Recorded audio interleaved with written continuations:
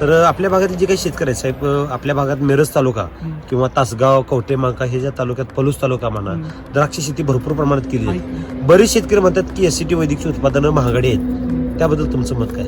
अजिबात नाही आहेत, व्यवस्थित सगळी आहेत. आणि रेटचं बघितलं, रासायनिक आणि ह्याच्यात खूप कम्पॅरिझन केलं पाहिजे की ते रासायनिक आपण 2 वेळा घातलं तर हा एकदा घातलं तर पण बास होतं.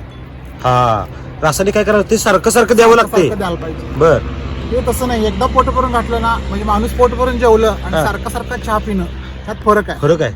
खर्च कशाचा वाढतोय? सारखं सारखं पिण्यात खर्च वाढतोय. हा. खरं जेवणाना एकदाच करायचं आहे. एकदाच पोट भरून जेवायचं. एससीटी वैदिक साहेब महाग का वाढते माहिती का?